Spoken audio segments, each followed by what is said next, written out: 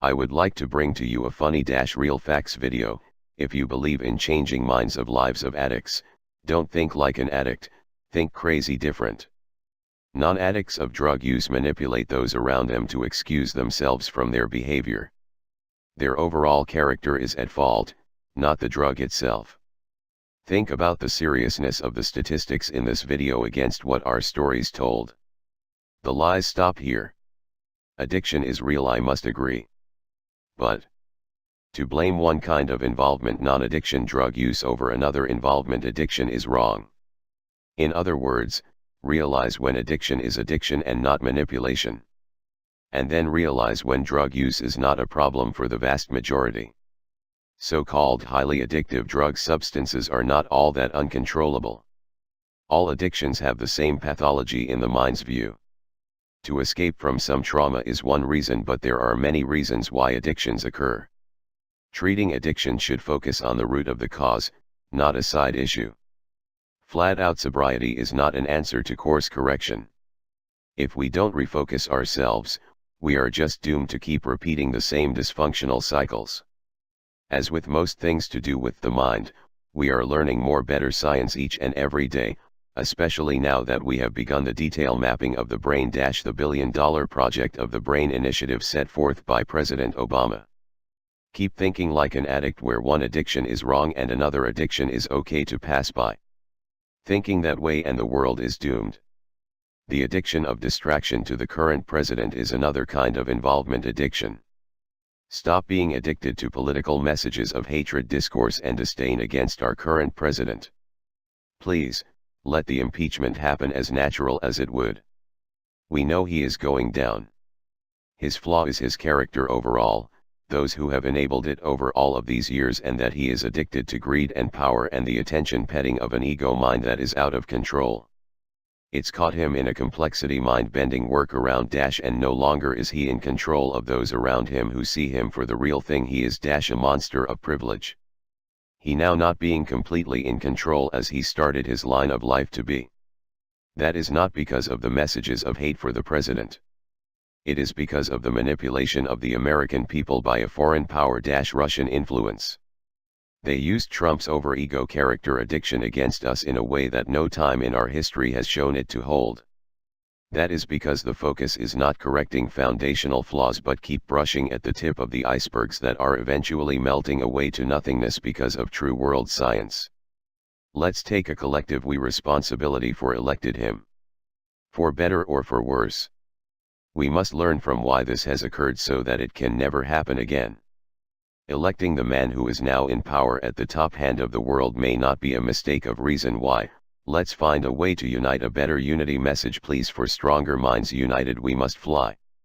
What has occurred proves we are dim-witted and weak collectively and must shift and change our focuses. Still, the over-focus of President Trump in the media, hatred for President Trump, is not going to save the United States of America.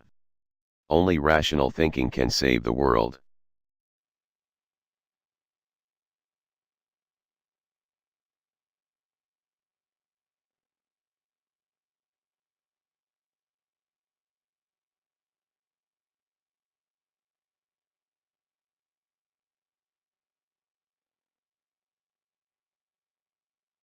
Normalizing drug use. Drug use does not become and remain addictive more often than other involvements. Stanton Peele Ph.D. Addiction in Society. Posted April 25, 2014. https://www.psychology.today.com/blog/addiction-in-society/201404/normalizing-drug-use. The drug policy battle in the US isn't about medical marijuana, or even legalizing marijuana. It's about normalizing drug use. Do drugs create different experiences from other involvements we are familiar with? Are they more compelling, more inescapable, less controllable, more inexorable in their progression to addiction than other experiences that we encounter daily? They are not. Three theorists who make this point are Bruce Alexander, Carl Hart, and me. Bruce shows that rats provided ordinary life alternatives in Rat Park, including, especially, the opportunity for sex, prefer these to continuing their habituated use of morphine solution. Carl shows that the supposedly inevitable negative effects of methamphetamines are overstated, as is obvious from their sharing a chemical structure with Adderall. As for crack,